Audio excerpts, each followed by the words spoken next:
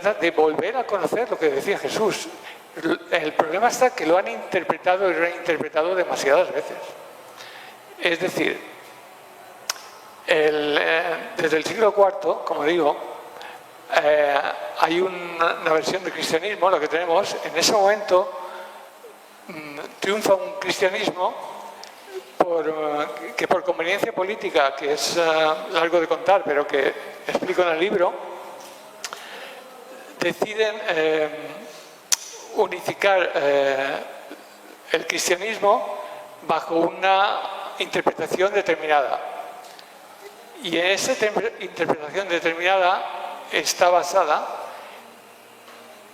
en principio, en el mensaje de Jesús, al que se le añade la predicación de Pablo, con su interpretación de Pablo de lo que decía Jesús, y se le van añadiendo cosas hasta crear una doctrina que tenemos actualmente, unos dogmas, un credo, y el resultado es que todo ese constructo que se le añadió al mensaje original, que es de naturaleza espiritual, ese constructo no se parece a lo que Jesús dijo. Por eso digo que está equivocado. Y la pena de eso es que al tener todos como imagen de lo que es el cristianismo, lo que conocemos o desconocemos, pero lo que vemos, eso hace, en general hay una imagen negativa.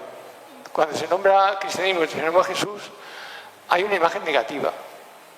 Y yo no digo que no haya motivos históricos para esos prejuicios. Pero eso lo que hace es que impide acercarse al mensaje original de Jesús, impide conocerlo. Y lo que vengo a reivindicar en el libro es que el mensaje que dio el Maestro Jesús vale la pena conocerlo, saber cuál es el auténtico, que también lo explico en el libro. Vale la pena para todo aquel que esté en un proceso de crecimiento personal o que esté en un proceso de búsqueda de las preguntas de quién soy,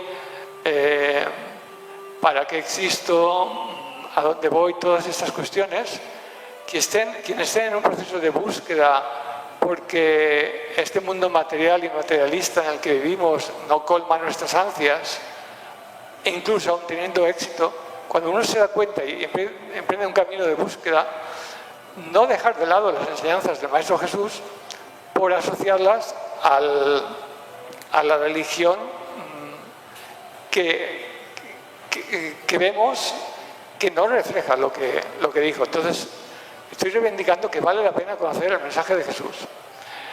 Quiero decir, para quien oiga esta conferencia por YouTube, que bajo de donde estoy hablando hay una boda y tenemos música de fondo. No sé si se llegará a oír o no. A mí a veces me dan ganas de levantarme y ponerme a bailar, pero bueno, mejor estoy en lo que estoy, ¿no? Entonces, lo que estaba diciendo, el mensaje de Jesús, para conocerlo, no hace falta ser religioso. Voy a poner un ejemplo, el mío, por ejemplo. A ver, yo puedo leer a Buda y aprender de lo que Buda dice. Yo puedo leer a Krishnamurti y comprender lo que dice. Y yo puedo leer a Cristo, a Jesús, en los Evangelios, meditar sobre lo que dice y sentir lo que dice. Y todo a la vez. Porque las enseñanzas de los verdaderos maestros espirituales nunca se contradicen. Porque los que hablan de la verdad espiritual, la verdad es una y están de acuerdo, no se contradicen. Lo que se contradice, otra cosa, puede ser complementario, pero no se contradice. Lo que se contradicen son luego las interpretaciones de las interpretaciones de las interpretaciones. Ahí sí que ya se pelean y todo lo que quieras, como los musulmanes suníes y los chiitas y todo este jaleo. Entonces remarco que las enseñanzas de los verdaderos maestros espirituales no se contradicen. Voy a poner un ejemplo, porque aquí mismo en este salón, yo oí a un lama tibetano que un auténtico lama tibetano estaba dando conferencia y yo estaba ahí sentado. Y una de las cosas que dijo me llamó la atención. Dijo que del budismo tibetano, no más del 30% de la doctrina del budismo tibetano la dijo Buda. El otro 70% es un añadido. Pues en el cristianismo ha pasado lo mismo. Lo primero que pasó es que una persona, San Pablo, con muy buena intención, una persona muy brillante, muy noble, muy trabajadora, muy esforzada, con muy buena intención, trató de interpretar el mensaje de Jesús. El problema es que él estaba limitado, es decir, no comprendió el mensaje de Jesús en su totalidad, como de hecho la mayoría creo que no lo comprendemos todavía. Él estaba limitado por la educación y las creencias de la época que le tocó vivir y no podía ir más allá. En cambio, el mensaje de Jesús era más profundo que lo que él podía entender. Entonces, en aquello que Pablo no podía entender, interpretó.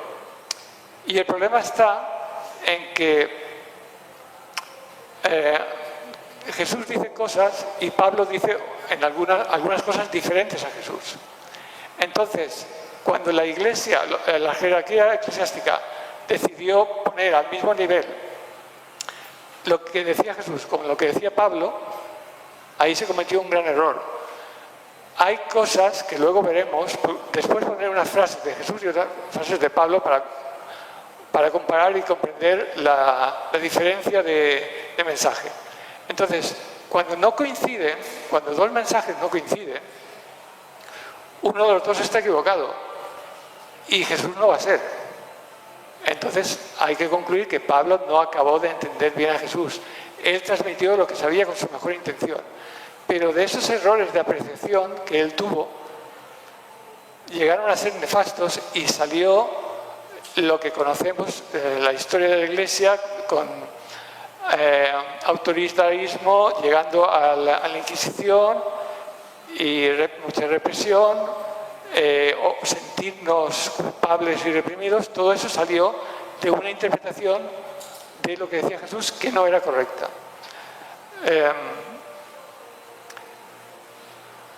Quisiera indicar, recalcando un poco esto, cómo se ve el cristianismo, el que tenemos, desde fuera del cristianismo. Es decir, imaginemos una persona, imaginemos un millennial que ha recibido una educación laica. ¿Qué sabe de Jesús? Pues sabe que hay unas fiestas en Navidad y otras fiestas en Pascua en honor a Jesús. Y como que son fiestas, pues qué bien, ¿no? Y ya está. Con una educación laica no sabes mucho más.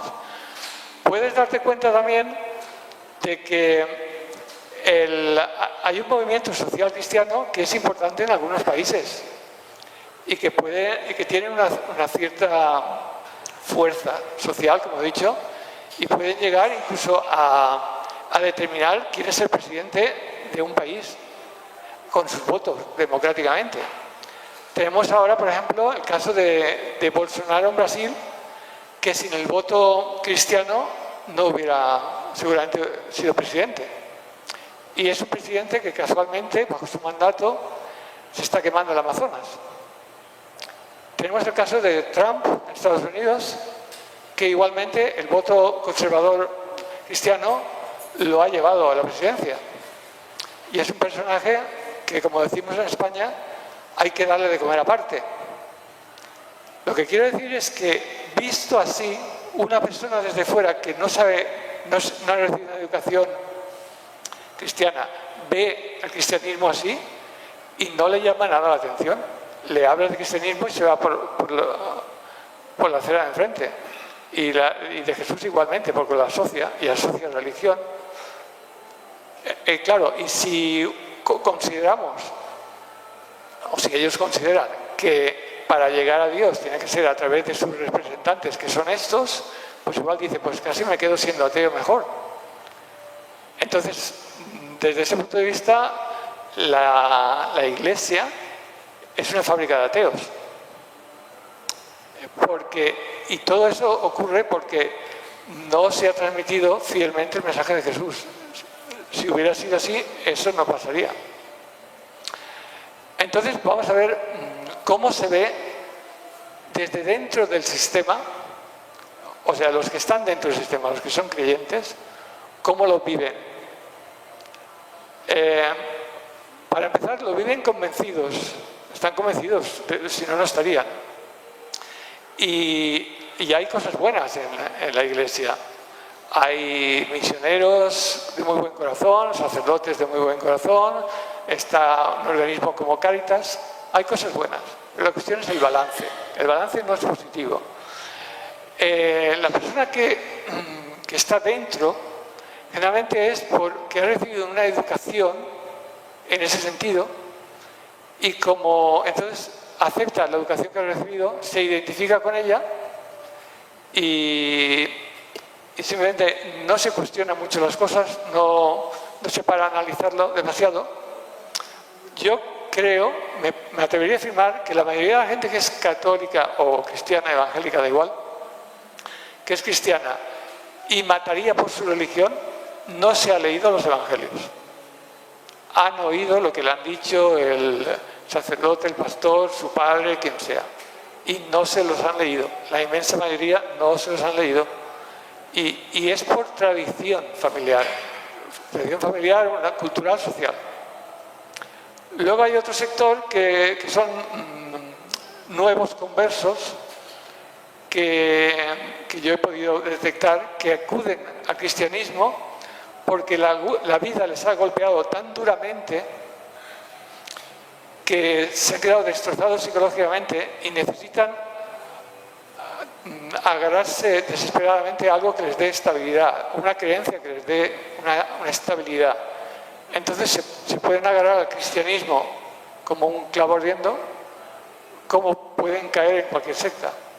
Entonces, claro, pero una vez que te identificas con eso,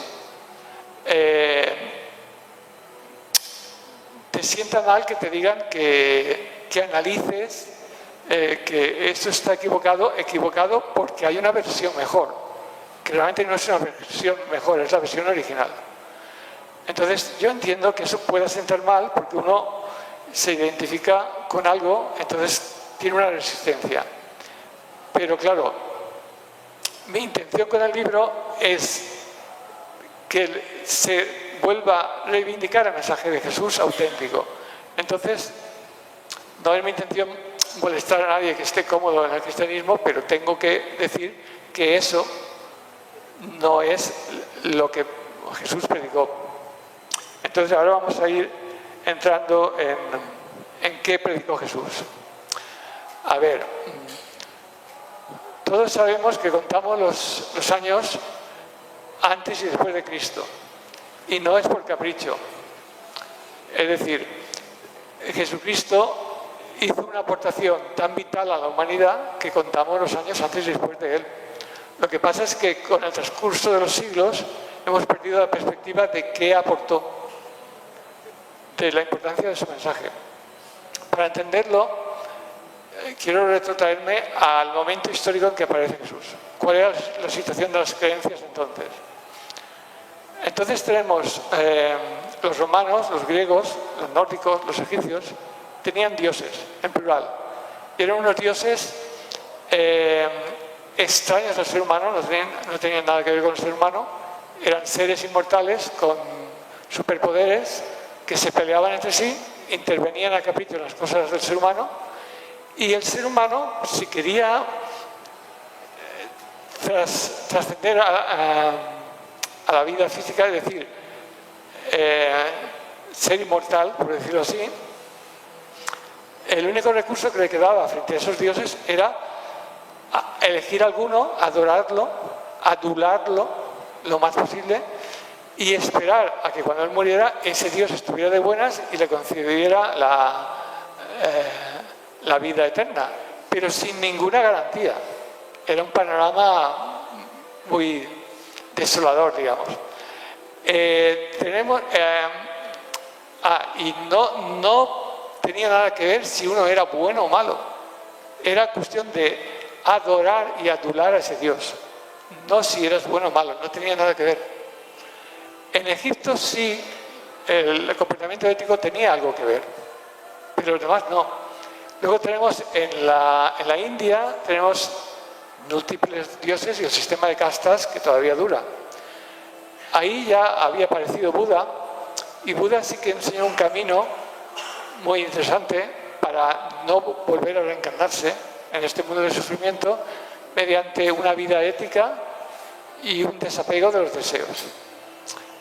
Ahora bien, Buda hace hincapié en una vida ética y en el desapego, no hace hincapié en el amor, que es la diferencia de Jesucristo. No que no tenga importancia, pero él no hace hincapié en eso. Hay muchas técnicas y métodos, más que no es un mensaje muy romántico el de Buda, es muy técnico. Luego tenemos el pueblo judío, que cree en un solo Dios, que es un Dios justo pero cruel. Es un Dios al que hay que temer, temor de Dios. Por poner un ejemplo, en la Biblia, en el Antiguo Testamento, está que cuando los judíos ganaban una batalla, a veces su Dios les decía que mataran a los enemigos, incluidos mujeres y niños. Por lo menos eso es lo que decía el profeta de turno, que decía Dios, que decía Yahvé. Entonces, con ese Dios judío al que hay que temer, aparece Jesús. Y Jesús dice dos novedades. Una, que Dios es nuestro Padre, con lo cual nos hace familiares de Él, nos hace hijos, o sea, ya tenemos una relación con la divinidad, somos hijos, con lo cual somos herederos. Hoy posteriormente hubiera dicho que Dios es nuestra madre en lugar de nuestro Padre, pero en aquel tiempo hubiera sido inadmisible, ni siquiera lo hubieran escuchado si hubiera dicho eso. Pero bueno, sea como sea, el hacernos familiares de Dios, hijos de Dios, hace que tengamos su misma naturaleza, que somos hermanos entre nosotros y tenemos como herencia la naturaleza de Dios. Y luego añade otra cosa, que Dios es amor incondicional. El amor incondicional se queda muy reflejado en la parábola del hijo pródigo, que más o menos me imagino que más que menos la sabe. Entonces es porque el padre del hijo pródigo, por amor incondicional al hijo, le da libertad para que experimente, haga todo lo que quiera, y lo espera pacientemente a que cuando el hijo recapacice, se dé cuenta que se ha equivocado y vuelva, la herencia no la ha perdido, la recupera enteramente.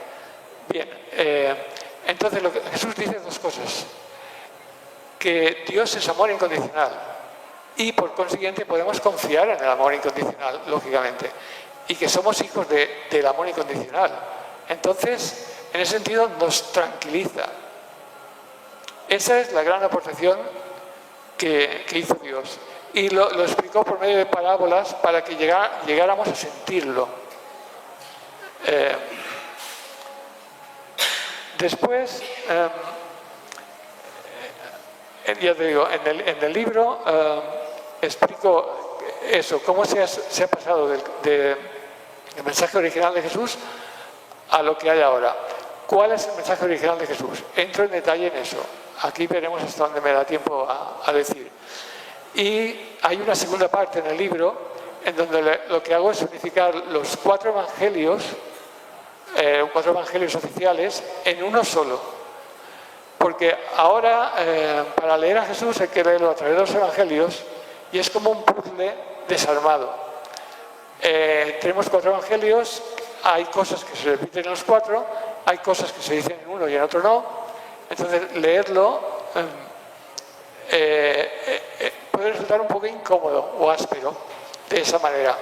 Entonces, yo lo que he hecho ha sido juntar los cuatro en uno, dándoles una estructura, una uniformidad. He utilizado las mismas palabras, es decir, copiar y pegar, juntar. no me he inventado palabras. Es lo mismo que pusieron los evangelistas, pero en un orden, poniendo esto va antes, esto después. Por ejemplo, se sabe que Jesús estuvo por lo menos 3 veces en Jerusalén. Entonces pongo la primera vez, cosas que pasaron entre medias, cuando fue la segunda vez, cosas que pasaron entre medias, hasta la tercera y última vez que fue. Entonces le he puesto un orden y una estructura.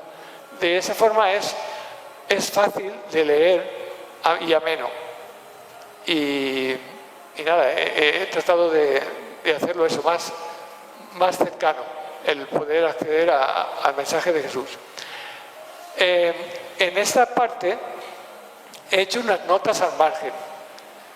Las notas al margen que al final aclaro el porqué de las notas al margen. Las notas al margen no son interpretaciones que yo hago a lo que está diciendo Jesús. Las notas al margen son porque en los evangelios hay malas traducciones que se sabe que son malas traducciones y partes que se han retocado, que se sabe que se han retocado. Entonces yo aclaro ahí en el final qué está mal traducido y cuál es la mejor traducción, pero que no es algo que lo diga yo, es algo que he investigado y los expertos en el tema lo saben que es así. Y lo que es añadido y retocado también advierto que está añadido y retocado, porque se trata de leer el mensaje que transmitió Jesús.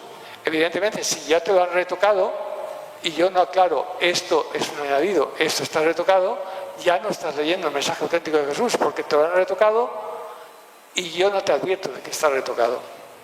Voy a poner un ejemplo. El capítulo 21 de San Juan. A ver, el Evangelio de San Juan tiene 21 capítulos. Y el capítulo 21 es un añadido posterior, con lo cual no pertenece al Evangelio de San Juan. Es decir, tenemos todo un capítulo que no es genuino. Por ejemplo, si yo escribo una carta y cuando acabo de escribir la carta alguien viene y sigue escribiendo, eso es un añadido que yo no he escrito. En el Evangelio de San Juan pasa que el último capítulo se añadió posteriormente y no lo escribió San Juan o el discípulo que escribiera el Evangelio de San Juan. ¿Y qué dice el capítulo 21 que añadieron? Pues dice, entre otras cosas, que Jesús nombra a Pedro jefe de la iglesia. Y eso no es histórico, porque la historia nos dice, y es más, lo dice el mismo San Pablo, que el heredero de Jesús en la iglesia fue su hermano carnal Santiago. Y cuando murió Santiago, el heredero de Santiago fue su primo Simeón. Nunca fue Pedro el jefe de la iglesia, nunca. Ahora bien, ¿por qué interesaba hacer a Pedro jefe de la iglesia? Bueno, el único apóstol, discípulo de Jesús, el único apóstol que tuvo una mínima relación con Pablo fue Pedro. Y no fue muy buena relación, pero tuvo un mínimo de relación. Entonces, si hacemos que Pedro sea jefe de la iglesia, puesto que Pedro era amigo, entre comillas, de Pablo, entonces elevamos a Pablo a la categoría de apóstol. Y entonces todo lo que Pablo dijo lo ponemos al mismo nivel que lo que dijo Jesús. Lo cual no es cierto, es un error, pero esa fue la versión que fomentaron y que había que reivindicar la versión de Pablo. Y ahí hicieron un toquecito. Entonces, bueno, cuando hay cosas de estas, yo las advierto. Un ejemplo de mala traducción, que bueno, es anecdótico, pero tiene su importancia. Se dice en los evangelios que Jesús nació durante el primer censo de Quirino. Bien, eso es una mala traducción. Quirino solamente hizo un censo, luego no hubo un segundo, luego no hubo un primer censo de Quirino. Es una mala traducción del griego. El griego es proto-Quirino y la traducción correcta es anterior a Quirino. Es decir, Jesús nació en el censo anterior a Quirino, que es el censo de Saturnino. Nombran a Quirino porque el censo de Quirino fue famoso porque hubo una revuelta muy importante de los judíos contra Roma. En el censo de Saturnino no pasó nada. Y esto lo nombro porque, basado en este error de traducción, que es clarísimo, es un error de traducción que no han corregido porque no han querido, basado en este error de traducción, hay gente polémica que aún discute la existencia histórica de Jesús, diciendo que eso no coincide. Pero eso primero es un error de traducción. Después, la existencia histórica de Jesús está más que demostrada por múltiples historiadores. Eso no viene a cuenta porque eso solamente tiene que investigarlo uno. Bien, entonces, una cosa más sobre esto. En el libro aún añado otra cosa. Como he estado investigando mucho tiempo sobre el cristianismo, el mensaje de Jesús y todo esto, me he encontrado con temas muy interesantes que no me he resistido a ponerlos también en el libro. Y lo he puesto al final a modo de apéndice. Entonces, he incluido en el libro 3 apéndices. No quiero extenderme mucho, bueno, los voy a mencionar simplemente, pero son temas interesantes. El primer apéndice se llama los polémicos documentos de Qumran. Solo digo eso. El segundo se llama la paradoja de la sábana santa. Ahí hay mucho más de lo que parece, pero tampoco voy a extenderme en eso. Y el tercer y último apéndice se llama la Biblia no es la Biblia. A ver, lo que hago ahí es decir cuándo se escribió la Biblia, dónde se escribió la Biblia, quiénes escribieron la Biblia y con qué intención escribieron la Biblia.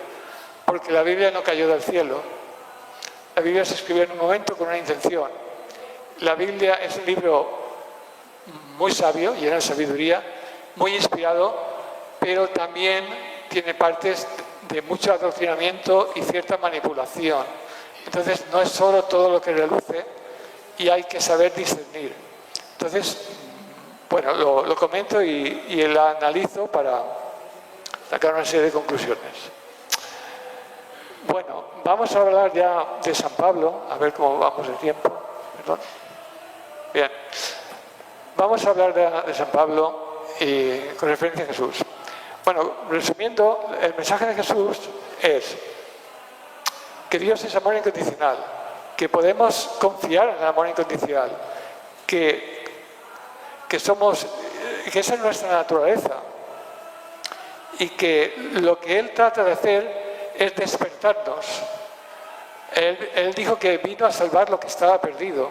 Es decir, quiere que sintamos, que miremos dentro de nosotros, sintamos esa naturaleza que tenemos, ese ser espiritual conectado con la fuente que tenemos, y una vez que lo sintamos, que seamos coherentes con eso. Eso es lo que vino a decir. Entonces, ese camino lleva a una transformación interior. Ese camino va más allá de la personalidad que somos. Todos tenemos un cuerpo físico, emocional y mental. Y esa es nuestra personalidad. Jesús dice que vayamos más a fondo de eso, que trascendamos eso, porque busquemos más a fondo y encontraremos nuestro verdadero y genuino ser. Luego, eso está llamando a una transformación.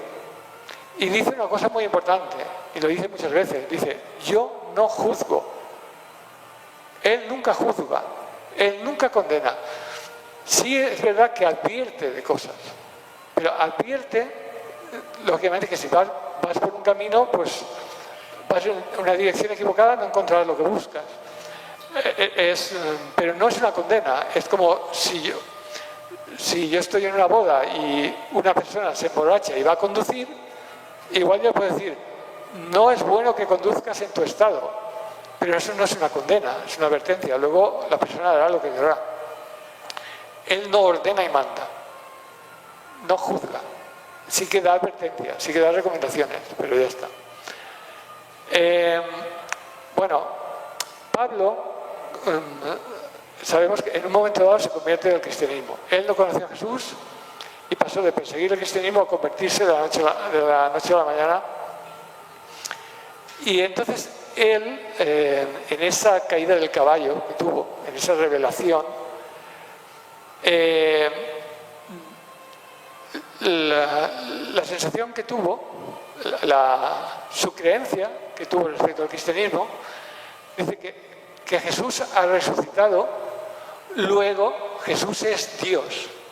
Entonces, como Jesús es Dios, hay que adorar a Dios. Hay que adorar a Jesús como Dios. Entonces, él hace mucho hincapié en adorar a Jesús. Voy a detenerme un momento, mirar la diapositiva. En la diapositiva hay un hombre señalando con el dedo índice la luna.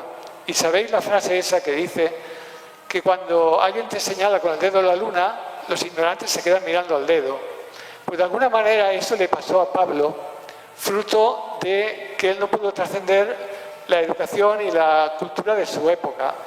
Él entendió que Jesús había resucitado, por consiguiente Jesús era Dios y había que adorarlo como Dios. Y había que obedecer lo que Jesús, Dios, mandaba, que era que nos amáramos. Porque así íbamos a tener la salvación.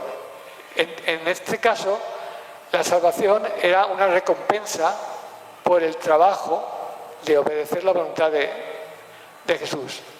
Era más una obediencia a la voluntad de Jesús por ser Dios y porque tiene el poder de salvarte, que una transformación. Voy a decir una cosa, los apóstoles y los discípulos de los apóstoles, que aunque se ha perdido, no nos ha llegado información de lo que ellos predicaban, que los apóstoles y discípulos de los apóstoles evidentemente iban evangelizando y tenían discípulos. Esa versión del cristianismo se borró cuando ganó en el siglo IV la versión de Pablo y ha llegado muy poco. Pero sabemos algunas cosas. Sabemos que los apóstoles no veían a Jesús como Dios. Ellos habían comido y convivido con Jesús. Veían a Jesús como un hombre extraordinario, un hombre elegido por méritos propios para ser el Mesías, y un hombre al que resucitó Dios, no un ser que se resucita él mismo.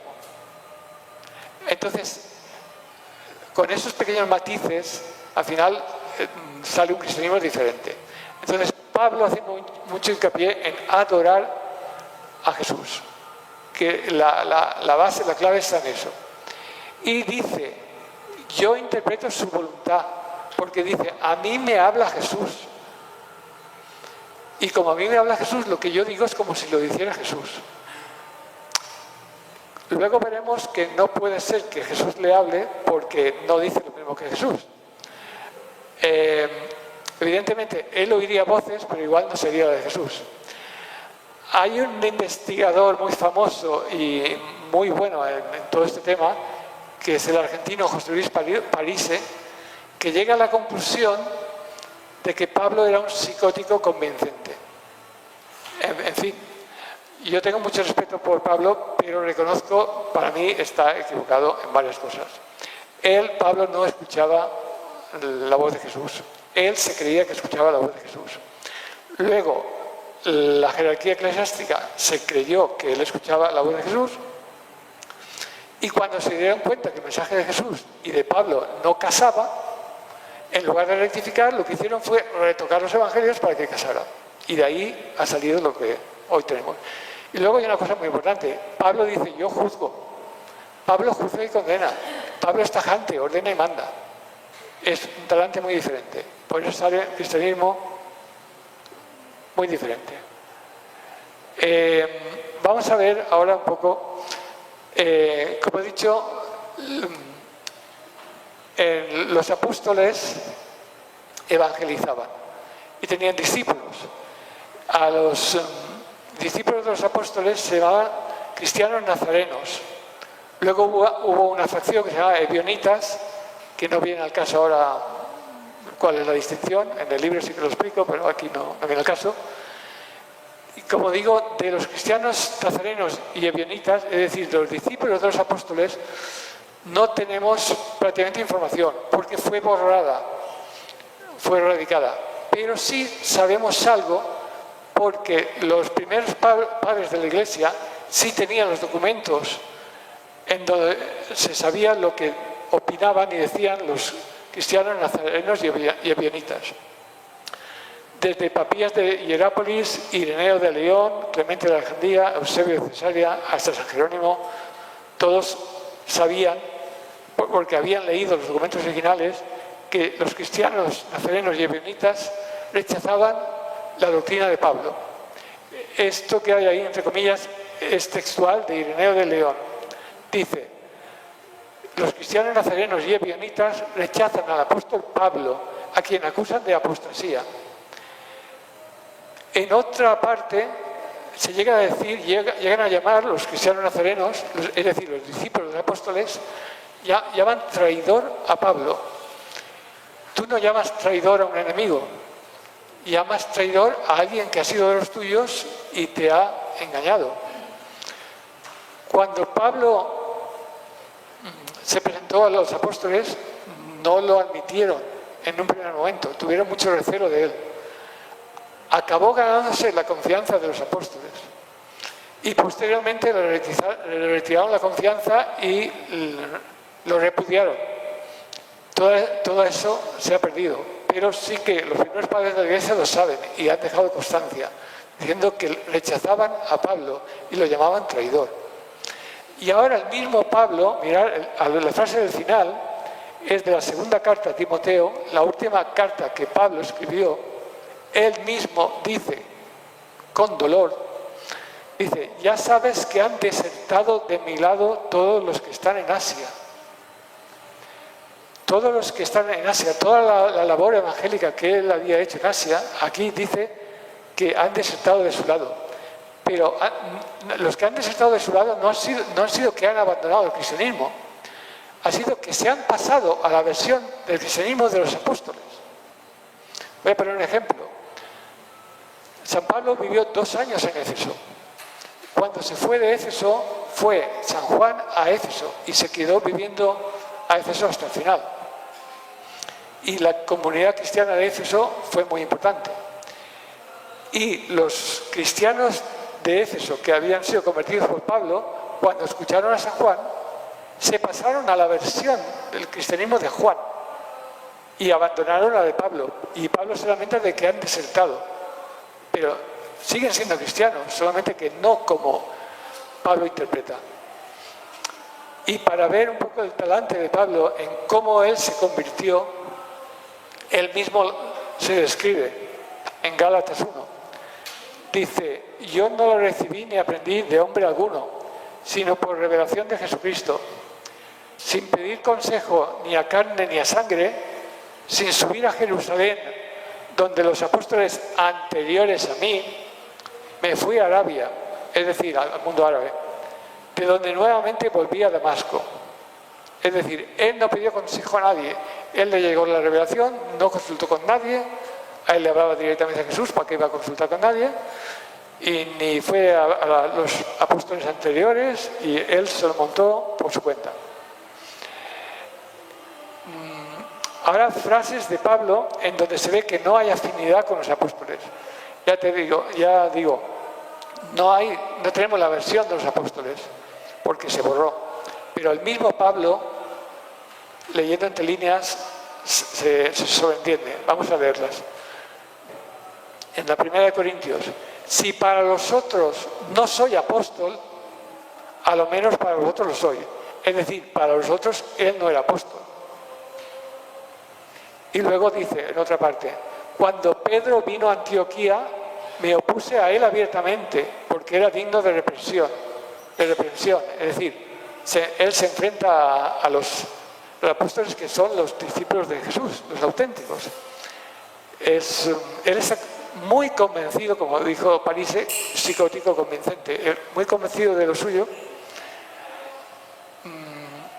Entonces ahora voy a poner unas frases comparativas entre lo que dice Jesús, lo que dice Pablo, para detectar en dónde Pablo se equivoca y como si el cristianismo actual está basado en las equivocaciones de Pablo, pues digamos que la semilla que Jesús sembró no ha fructificado todavía. Está sembrada. Es más, está sembrada y tenemos el suficiente nivel de entendimiento y de sensibilidad para entender y comprender perfectamente ahora sí el mensaje de Jesús. Ahora lo que pasa es que como tenemos un rechazo a leer a Jesús, es una paradoja. En su momento Jesús no se pudo entender bien, sin embargo pudieron adorarlo y transmitir las enseñanzas interpretándolas de una manera como pudieron. Y ahora que tenemos el nivel de conciencia suficiente y el nivel de sensibilidad, ahora como que está anticuado. Es esa paradoja en la que trato de que nos demos cuenta de que vale la pena, pero hay que darse cuenta de la paradoja y no dejarse guiar por la imagen que se tiene negativa, y recuperar la sabiduría auténtica del maestro, lo que dijo. Entonces, aquí, bueno, ya sabemos que él ha dicho que somos hijos del amor incondicional. Él ya dijo: todavía tengo muchas cosas que deciros, pero no podéis entenderlas ahora. Él ya sabía que no se estaba preparado para entenderlo. Dijo: hablo por medio de parábolas para que, aunque miren, no vean, y aunque oigan, no entiendan. Es decir, lo que digo no puedo hablar claramente porque no me vais a entender. Hablo por medio de parábolas porque en la parábola digo la verdad y el que pueda la entenderá, y el que no oirá la parábola y no entenderá nada. Dirá: te alabamos, Señor, pero no lo va a entender. Y el que llegará un momento, cuando llegue el nivel de evolución personal de cada uno a un nivel suficiente, entenderá el mensaje de la parábola. Pero él ahí dejaba claro que no se le iba a entender, y él lo sabía. Se ponía la semilla y ya llegará el momento en que fructifique. Como he dicho antes, dice: vosotros juzgáis según la carne, yo no juzgo a nadie. Nosotros juzgamos según nuestra personalidad. Y él dice, se pone en el nivel del ser, más allá de la personalidad mental y emocional que tenemos. Y otra cosa importante, dice: mi reino no es este mundo. Él no parece tener ningún interés en hacer de este mundo un lugar mejor. Él no ha venido a eso. Él ha venido a hablar a la conciencia, a despertar. Y su interés es que a nivel personal cada uno se dé cuenta de cuál es su naturaleza esencial y sea luego coherente con ella. Entonces, su mensaje no es para este mundo,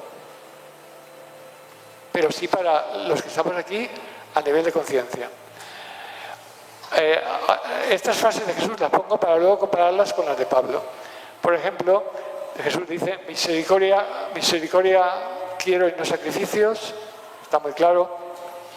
Amaos los unos a los otros, amad a vuestros enemigos y orad por quienes os persiguen, para que seáis hijos de vuestro Padre que está en el cielo. Evidentemente, desde la personalidad que cada uno tenemos, no podemos amar a nuestros enemigos ni perdonarlos. Desde la personalidad que cada uno tenemos, no podemos. Tenemos que llegar a un nivel más hondo, más profundo, para ver en el enemigo a un hermano que está en un diferente nivel de evolución espiritual, que es un ser divino como nosotros, y llegarle a ver su alma, más que los errores que está cometiendo con la personalidad que tiene, llena de miedos, como todos, llena de miedos, de creencias, de ignorancias y de actitudes en donde refugiarse. Entonces, desde la personalidad que tenemos no podemos amar a nuestros enemigos. Luego él apela a que lleguemos a otro nivel, y es a base de sensibilidad y comprensión. Por eso es a través de parábolas, que las parábolas tocan el corazón, tienen esa cualidad. Dice, ya lo sabemos: aquel de ustedes que esté libre de pecado, que tire la primera piedra. En lugar de condenar, dice, el que esté libre de pecado, que tire la primera piedra. Y luego dice, en la cruz, Padre, perdónalos porque no saben lo que hacen. Y ese es nuestro pecado original, digamos, la ignorancia de nuestra naturaleza espiritual. Pero somos ignorantes, no sabemos lo que hacemos, no sabemos quiénes somos, por eso hacemos lo que hacemos. Eso es lo que trata él de que cale en nosotros. Dice, bueno, más de lo mismo, no juzguéis a los demás si no queréis ser juzgados. Bien. El que no está contra nosotros está a favor de nosotros. Esto es, él, como en el ejemplo antes, él está señalando un camino. El que va por ese camino ya está con nosotros. Si yo estoy señalando el camino y una persona va por ese camino, no hace falta que sea cristiano o de cualquier religión. Yo señalo un camino que es el amor, y una persona que tiene amor y desarrolla el amor ya está con nosotros. Ya va por el camino que yo señalo, no hace falta más. Dice, ¿por qué quebrantáis el mandamiento de Dios a causa de la tradición? Bueno, esto está muy claro. Muchas veces nos aferramos a tradiciones y ponemos como justificación para hacer algo es que es tradición, es que toda la vida esto ha sido así desde siempre. Y a él no le vale. Dice, lo único que vale es el mandamiento de Dios, que es hacer las cosas con amor y por amor. Si esa tradición, por muchos siglos que tenga, por muy arraigada que esté, si ahí hay una falta de amor, esa tradición está errada. Por poner un ejemplo, Jesús abolió el sacrificio de animales. En el pueblo judío era tradición hacer ofrendas de animales, es decir, sacrificio de animales. También los cultos a los dioses romanos y todo eso, se hacía sacrificio de animales. Él lo abolió. Claro, imaginaros estar todo el santo día sacrificando animales para que Yahvé perdone este pecado o el otro y tal y cual, o porque ha nacido mi hijo primogénito y tal y cual. Pues él lo abolió. Dice, ahí no hay amor, es una tradición, pero ahí no hay amor, al revés. Luego dice, no todo el que me diga Señor, Señor entrará en el reino de los cielos, sino el que hace la voluntad de amar de mi Padre. Esto es importante porque luego veremos que Pablo dice casi lo contrario. Vamos a ver. Vale, todavía, a ver cómo vamos de tiempo. Dice, os he dicho estas cosas para que mi alegría esté dentro de vosotros y vuestra alegría sea completa. Jesús se declara alegre y quiere que seamos alegres. Eso mucha gente dentro del cristianismo no lo tiene claro. Y en la versión de Pablo hay una noción de que somos indignos, de que Jesús se sacrificó por nosotros, murió por nosotros, somos indignos y hay que estar todo el día en penitencia y no somos dignos y y entonces ese sentimiento lleva a la tristeza y lleva a ponerse enfermo directamente. Entonces, esa no fue la intención de Jesús. Jesús se sacrificó y resucitó para demostrar que el amor vence a la muerte. Dijo, es la prueba más palpable que puedo daros, es que yo he resucitado, se resucita. No tengáis miedo a la muerte, que se resucita. El amor, y sois hijos del amor, vence a la muerte. Pero él lo que nos pedía es que fuéramos alegres como él. Y de hecho, ya lo hemos visto antes, misericordia quiere no sacrificio. No está todo el día diciendo soy indigno porque Dios murió por mis pecados. Eso en ningún momento lo dijo él, ni quiso eso. Aquí pongo una frase que es lo único que dijo Jesús con respecto a la sexualidad. Dijo, hay eunucos que se hacen a sí mismos por amor al reino de los cielos. El que pueda aceptar esto, que lo acepte.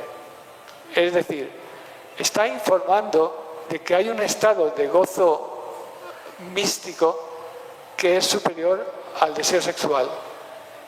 y que el que pueda aceptarlo, que lo acepte. Y evidentemente el que no, no. Que igual llegarás a un nivel de evolución en el que puedes sentir esa sensación. Pero si no llegas no pasa nada. No te fuerces para llegar a eso. Es una recomendación, es una información de hecho. No es ninguna recomendación. Y no dice nada más en todos los evangelios sobre la sexualidad. Luego no está obsesionado con el tema, vamos a decirlo así. Después dice, el reino de Dios no vendrá con advertencia, porque el reino de Dios está entre vosotros.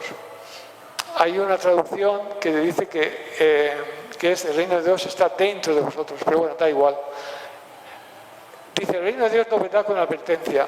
Esto es importante porque durante mucho tiempo al principio estuvieron obsesionados con la segunda venida de Jesús y todavía hay quien está dándole las vueltas a eso. La segunda venida, la segunda venida. Y él está diciendo, de hecho en otra parte dice, hasta que no digáis, bendito que sea el nombre del Señor, no me volveréis a ver. Entonces él está diciendo que él no vendrá si no le llaman y que la segunda venida, aunque aquí no habla de segunda venida, lo que tienes que buscarla dentro es la transformación de la que hablaba, de la que él está indicando todo el rato. Que el reino de Dios está entre vosotros. De hecho, la mejor traducción es dentro de vosotros. Tienes que buscarlo y es una sensación, un sentimiento al que puedes llegar. Bien, ahora vamos a ver a Pablo, que Pablo, sus frases tienen otro sabor. Como he dicho, es una persona muy brillante en todo lo que dice, muy bien intencionada, pero tiene frases, dice cosas que no superan la época en la que vivió. Son fruto de una época y que no pueden superar esa época. Dice, no permito a la mujer enseñar ni ejercer dominio sobre el hombre, sino estar en silencio. Bueno, eso es fruto de una época, está claro, y también está claro que su mensaje no es universal e intemporal. Es de una época y puede ser entendible ahí y ya está. La siguiente es peor todavía, bajo mi punto de vista. Dice, la naturaleza misma, esto en 1 Corintios, la naturaleza misma no nos enseña que al varón le es deshonroso dejarse crecer el cabello. Francamente a mí, yo cada vez que lo leo alucino. Solamente se me ocurre decir una cosa, esto es una idiotez.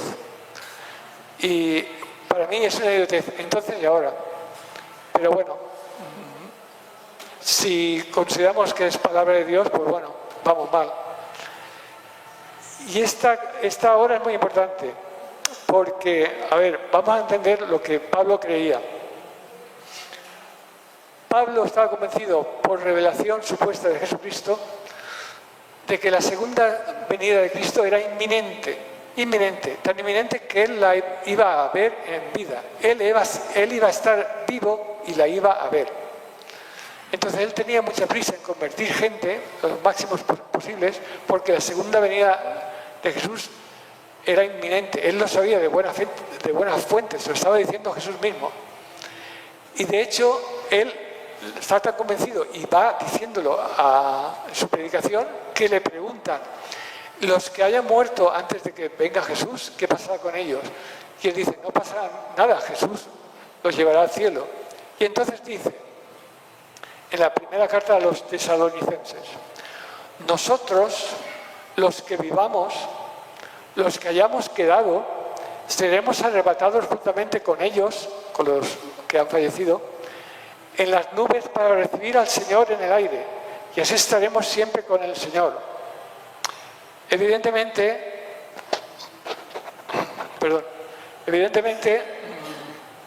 como profecía no se cumplió.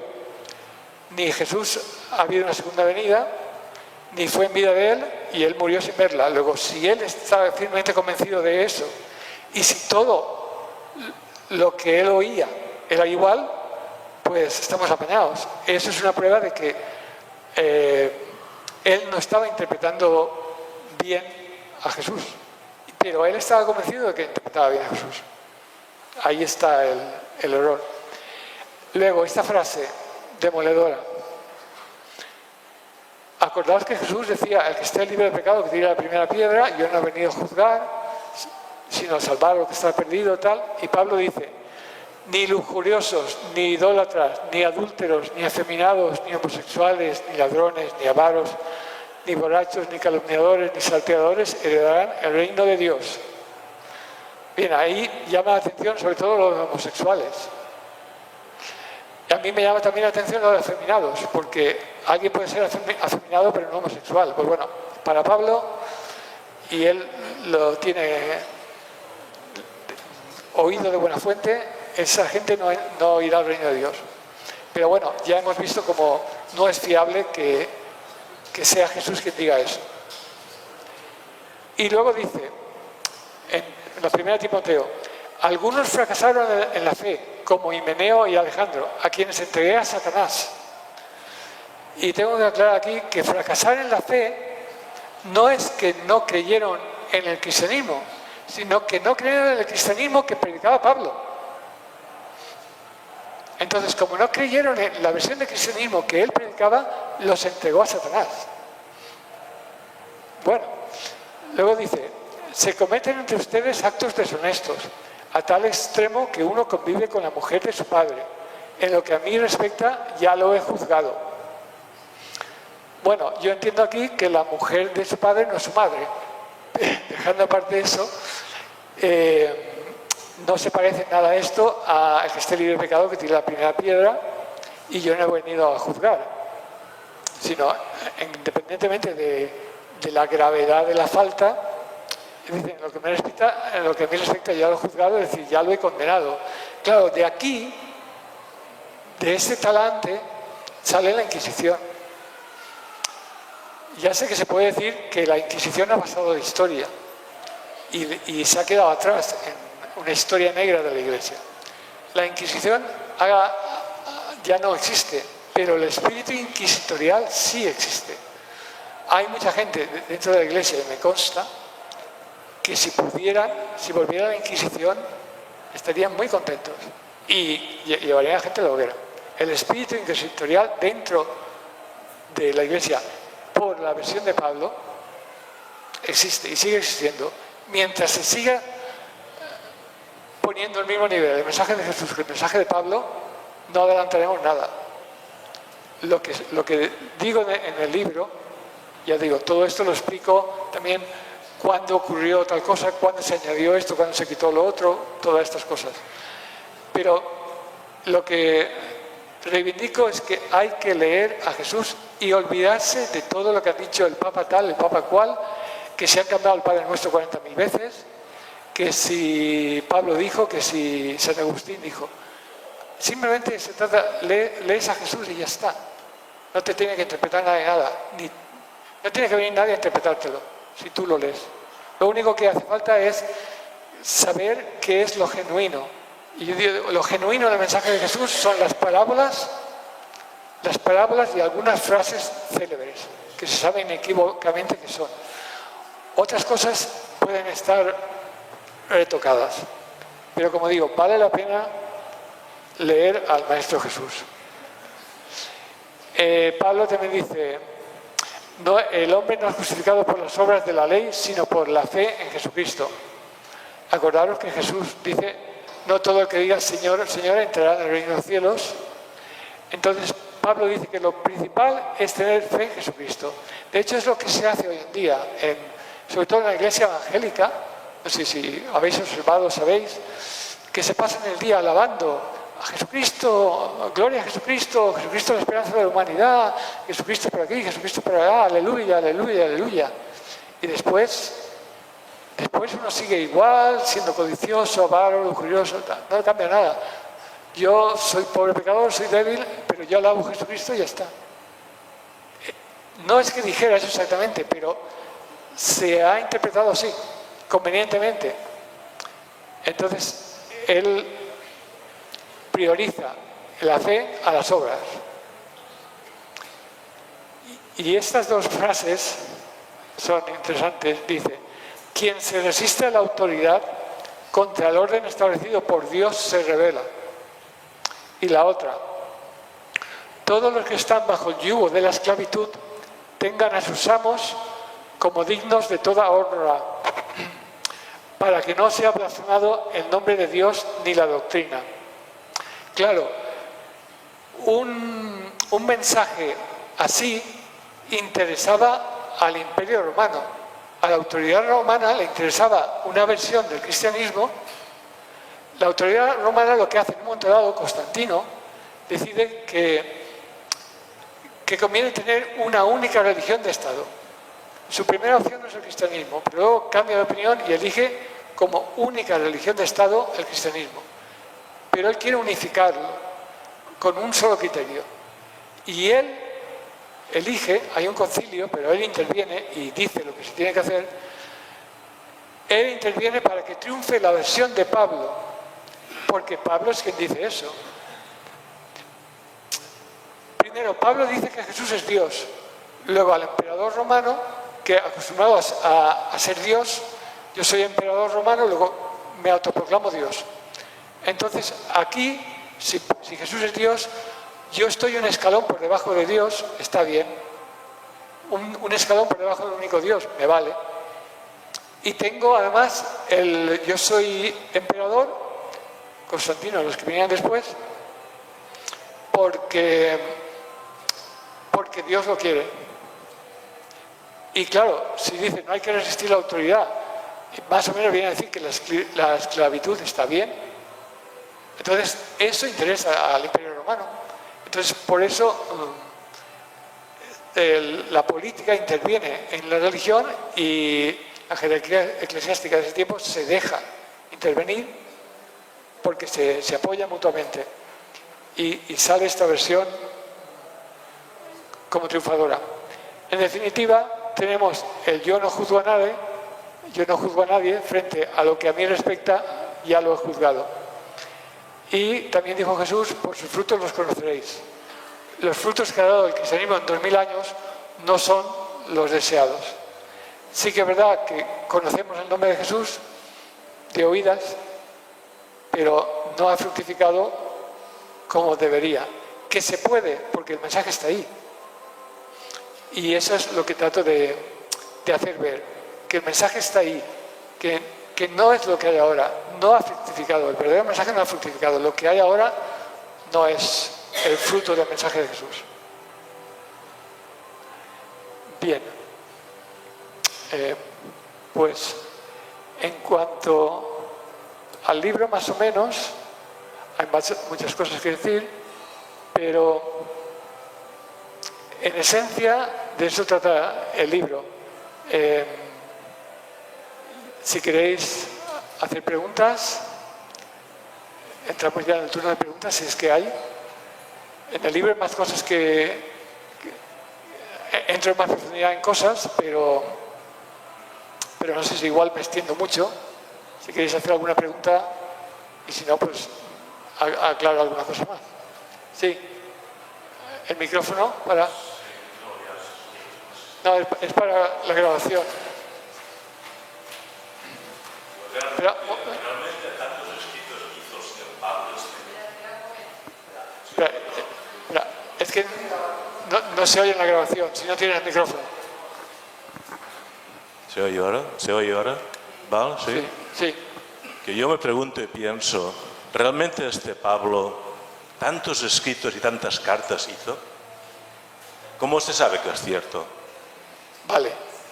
Bueno, en el Nuevo Testamento, lo que se llama el Nuevo Testamento, tenemos cuatro evangelios que narran la vida y obras de Jesús, y luego tenemos los Hechos de los Apóstoles, en donde básicamente son los hechos de Pablo, o sea, narra las andanzas de Pablo, y luego están las cartas. Las cartas, Pablo sí escribió muchas cartas. Eso no quiere decir que los demás no escribieran cartas. Lo que pasa es que a lo mejor las cartas de los demás no interesaba lo que ponía y no las tenemos. Pero Pablo sí escribió mucho y evangelizó mucho y hizo una labor tremenda. Entonces sí, hay muchas cartas. Y luego, aparte de las cartas de Pablo, hay dos cartas de Juan y una de Judas. Bueno, una de Santiago, una de Pedro. pero sí, escribió mucho, pues hizo una labor evangelizadora impresionante. ¿Y dónde hay constancia de esas cartas? ¿Dónde están las copias? ¿Quién las manda? ¿Qué están? Porque cada escribe Romanos, escribe Gálatas, escribe Corintios, la iglesia escribe cartas. Esas cartas no se perdieron. ¿Cómo es que existen? ¿Cómo que están escritas ahora? Vale.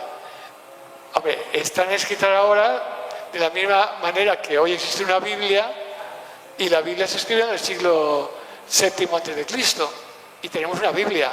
La Biblia que tenemos no es la original en papiros o en rollos del siglo VII a.C. Son copias, pero se ha copiado fielmente. Entonces, el documento más antiguo que hay de todos estos documentos es precisamente un texto del Evangelio de Juan del año 150, más o menos. Es el documento más original que hay, pero hay muchas copias antiguas del siglo II, del siglo III, y lo que se ha hecho es copiar, y luego cuando aparece la imprenta, pues evidentemente, pero que las cartas estaban, y los padres de la Iglesia ya las nombran y se basan. De hecho, por ejemplo, los primeros padres de la Iglesia que tenían los documentos originales,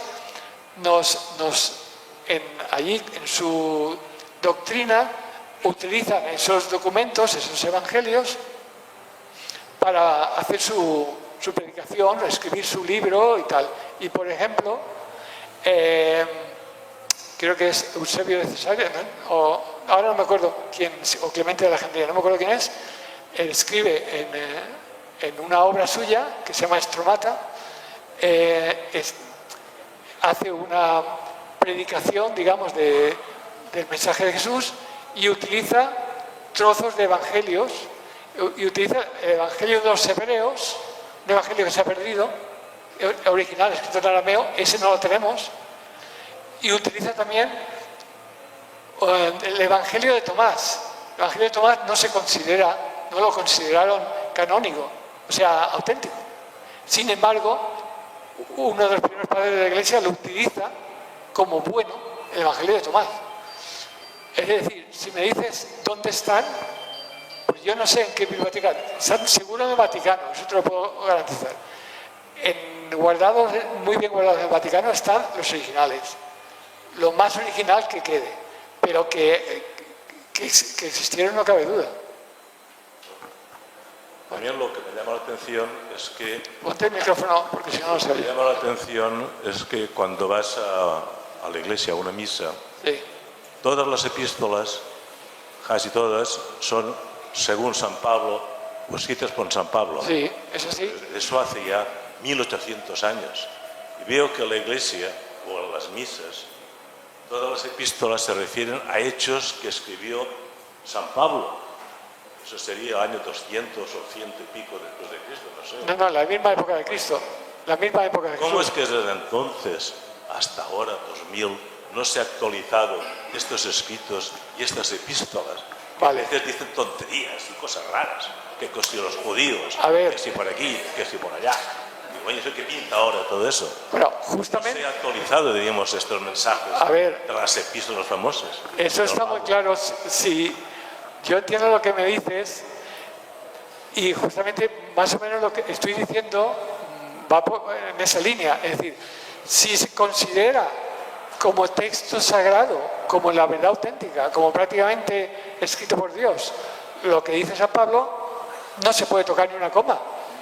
Aunque pasen 1000 años o 2000 años o 1000 más. Si consideras, la cuestión es que no es así, pero si tú consideras que eso lo ha escrito por revelación directa de Dios, no puedes tocar ni una coma. Ahora, la cuestión es que eso no es revelación auténtica, porque contradice a lo que dijo Jesús. Y lo que dijo Jesús sí fue auténtico, que lo dijo él. Está claro que lo que dijo Jesús lo dijo Jesús. Y si uno se quiere guiar por lo que dijo Jesús, lo que yo digo es que tiene que dejar de lado, no dejarse confundir por lo que dijo Pablo. Entonces tú dices que se actualicen. No se pueden actualizar si consideran que es sagrado, texto sagrado. Lo que yo digo es que no es texto sagrado y yo no digo que se actualicen, digo que directamente que lo dejen de lado. Directamente digo, déjalo de lado. Lee a Jesús y no a Pablo. Lee a Pablo como distracción, porque tiene muchas cosas interesantes, porque es bueno leerlo, pero no te lo creas al pie de la letra. Así sí. Entonces, ¿para qué sirve?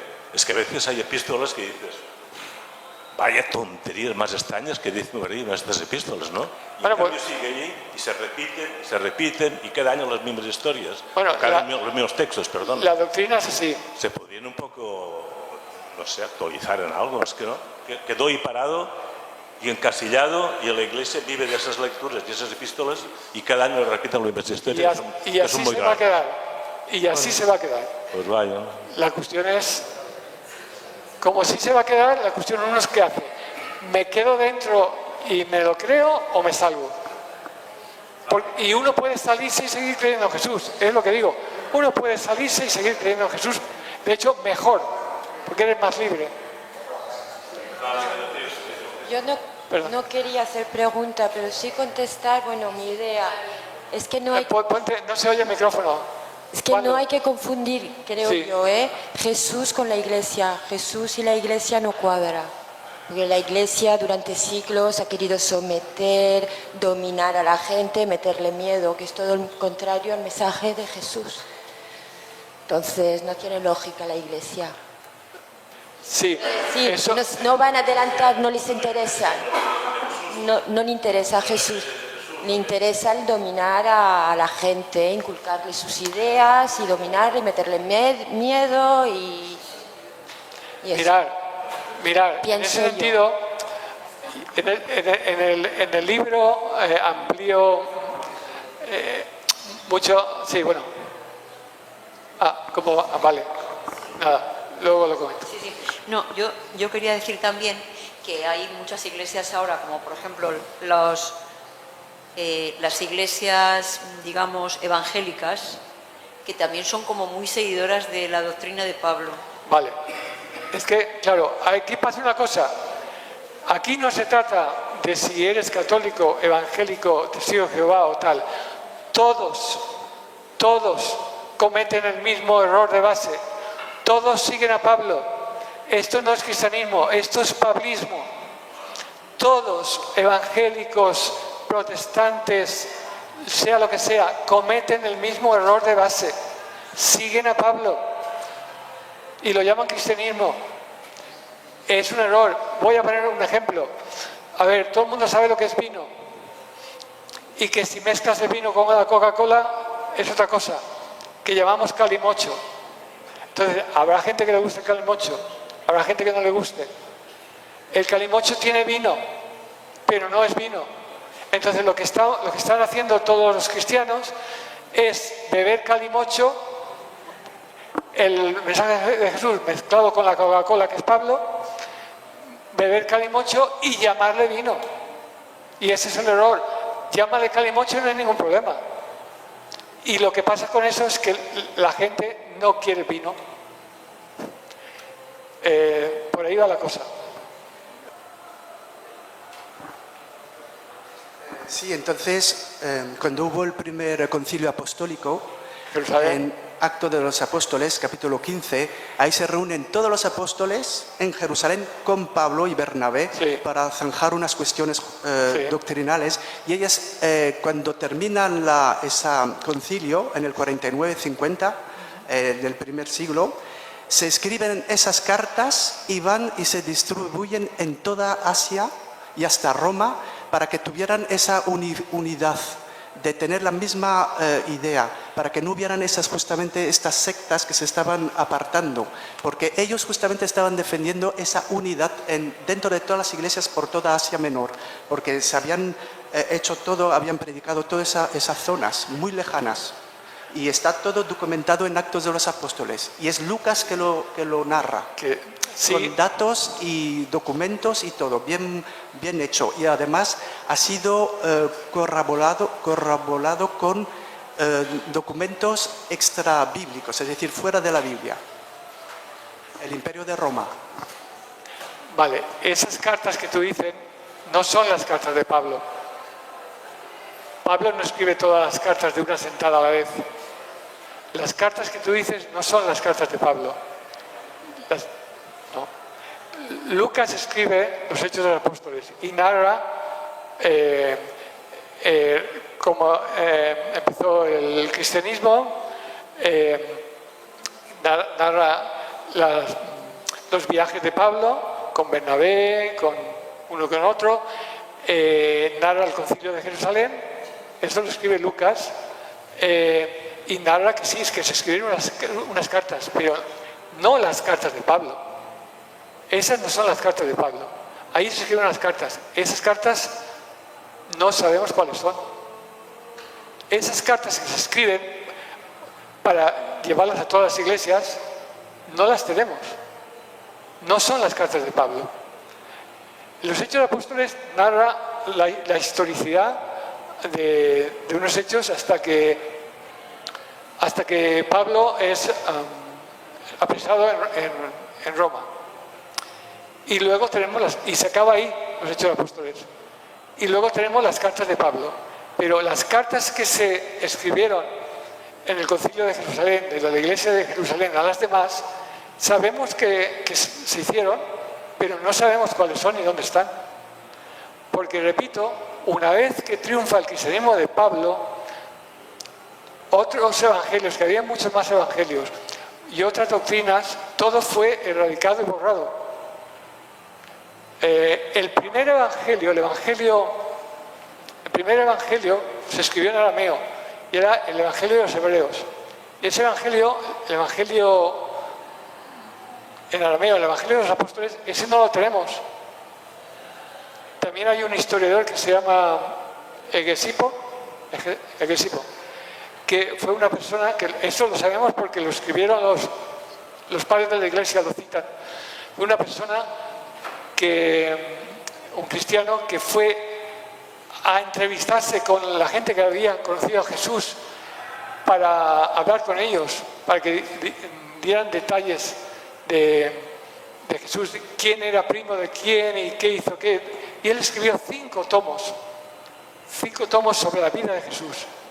Y los padres de la iglesia, los primeros papillas de Hierápolis y tal, lo nombran y ponen párrafos de lo que dice Hegesipo.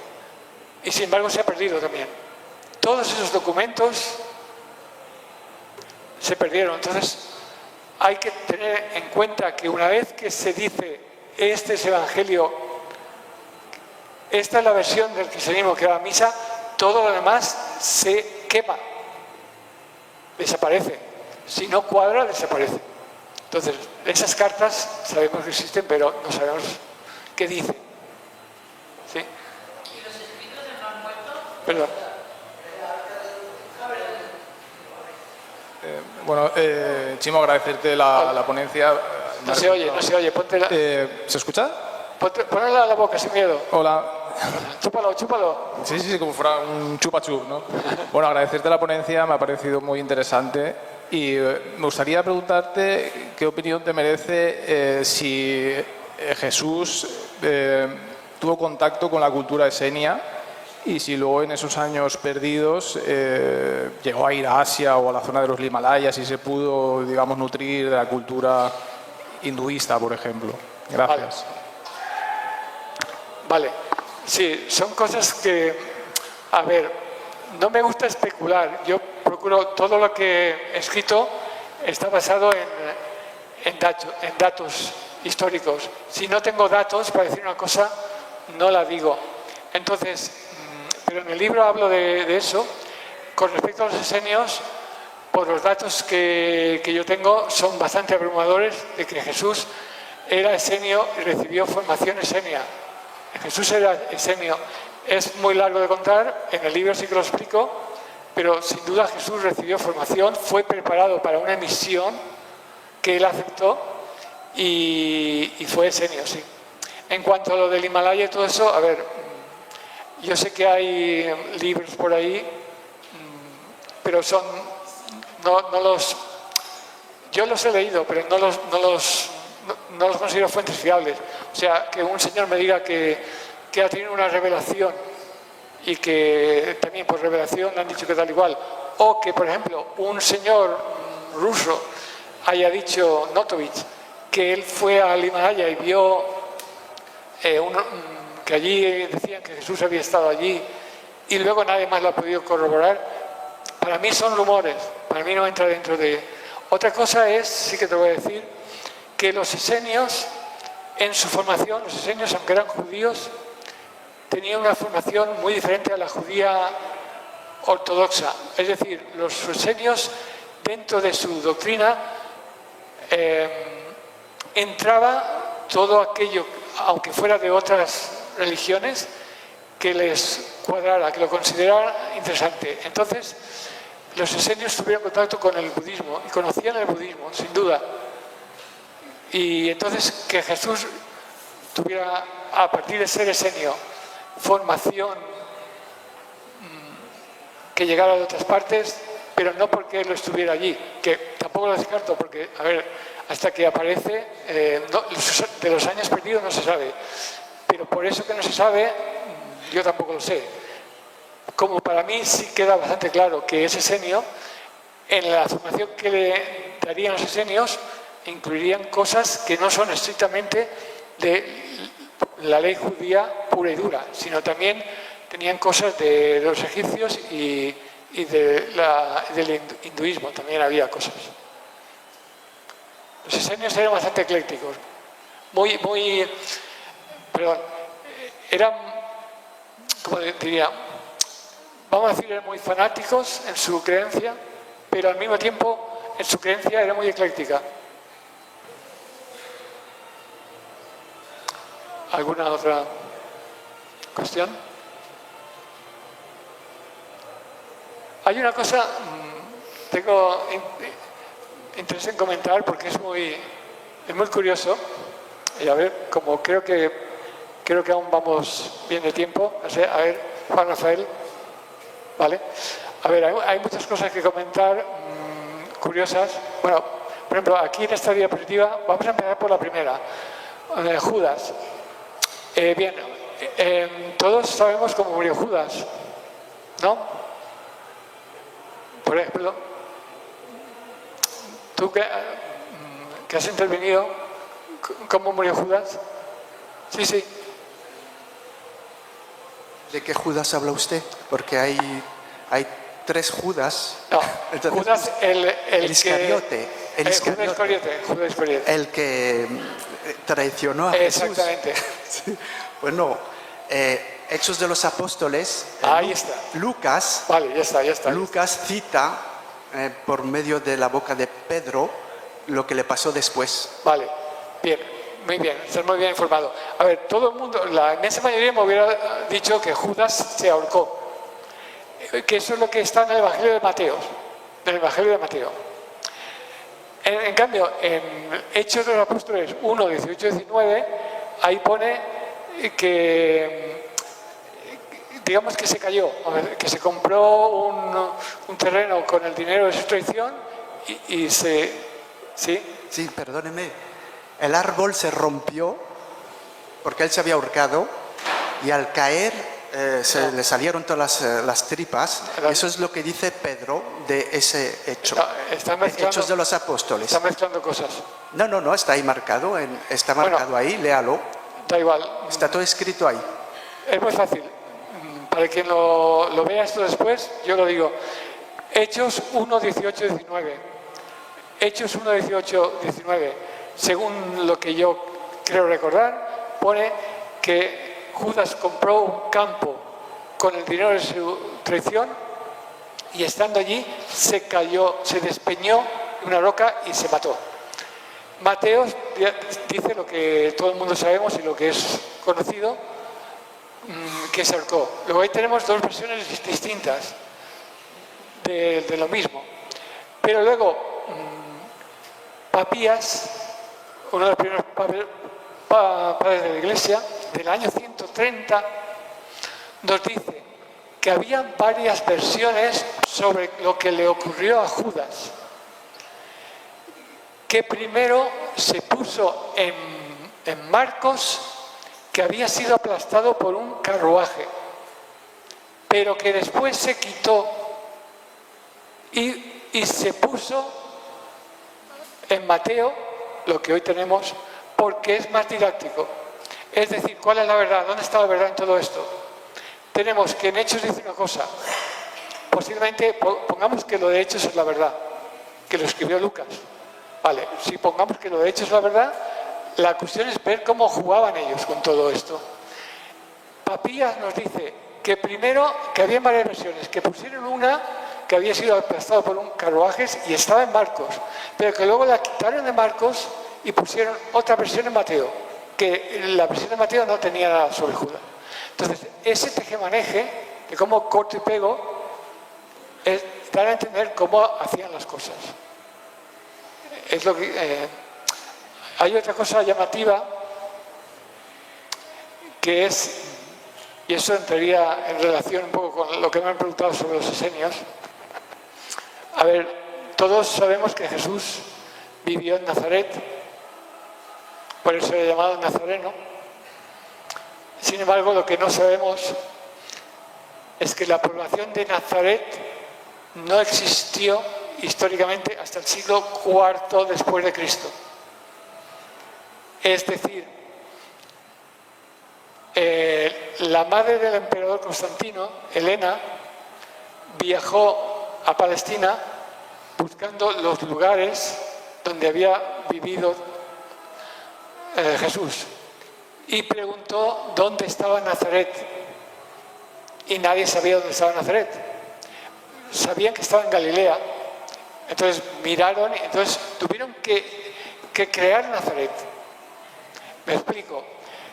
En ningún texto bíblico, en el registro de poblaciones que tiene ni el Talmud de Jerusalén ni el Talmud babilónico, ningún texto de los sacerdotes del Sanedrín, está registrada la existencia de una población llamada Nazaret.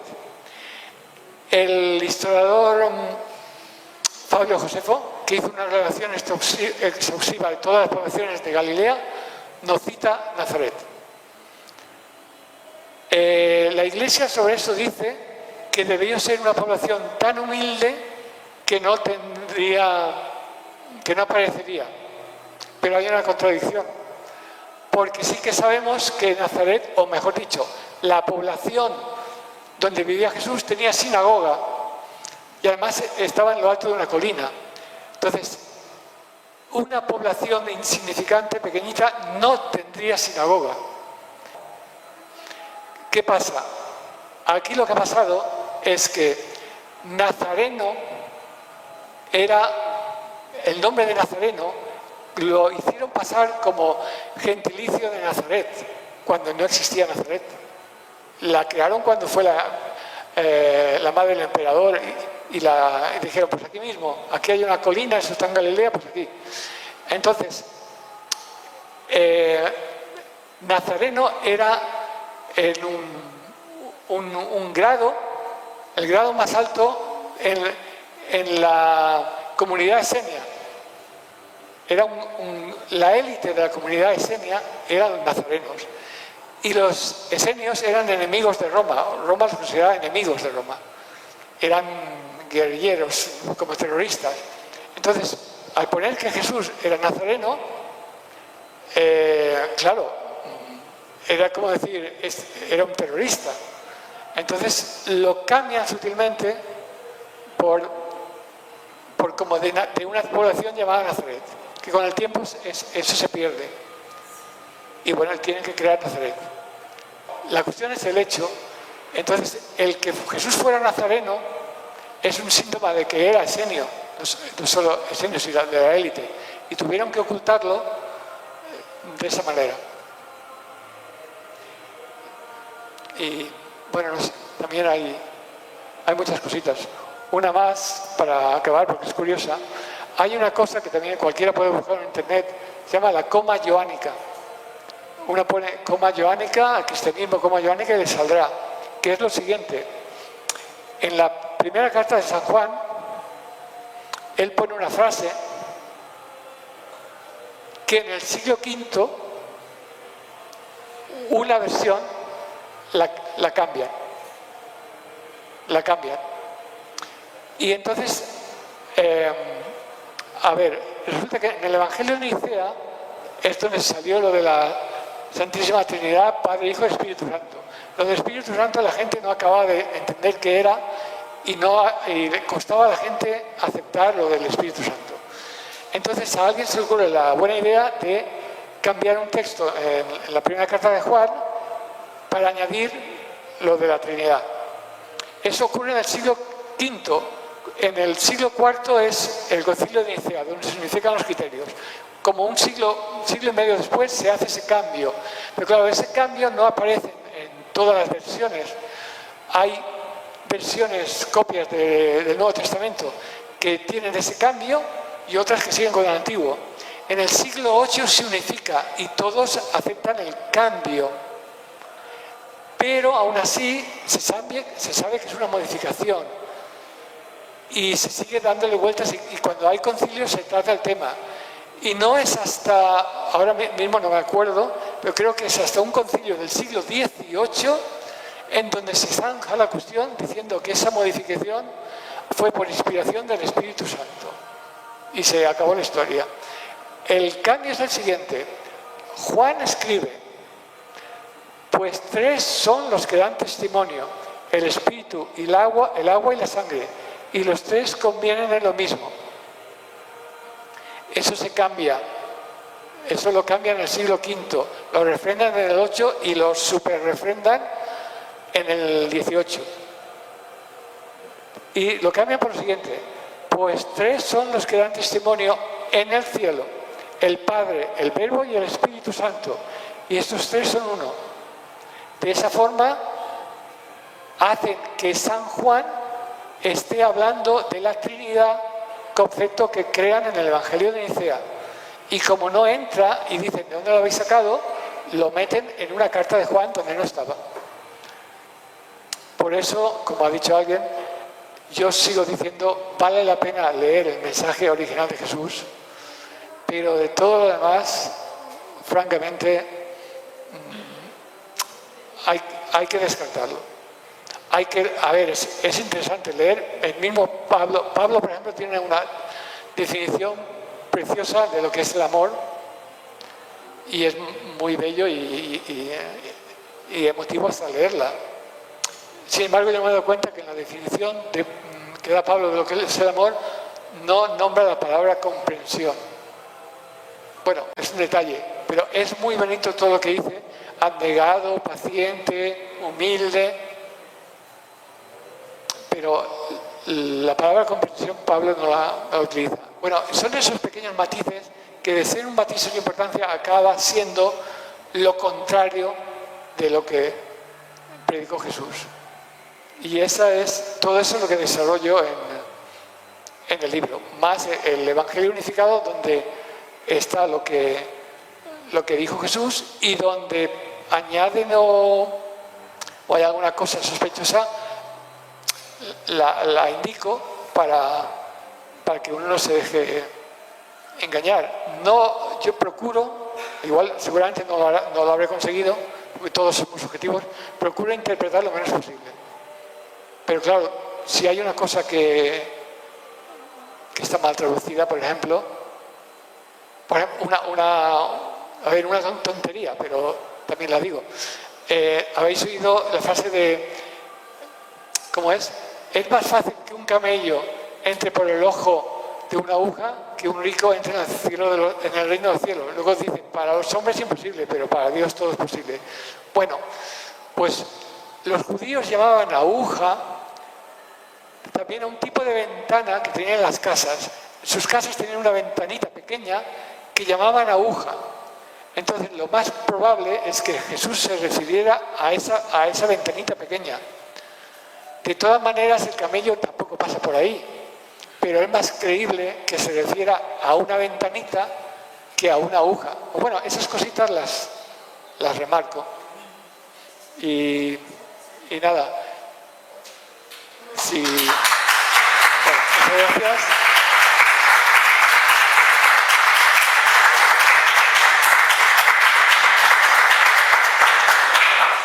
Nada, muchas gracias. Ya Es hora de cenar. Nos vemos. Gracias por venir.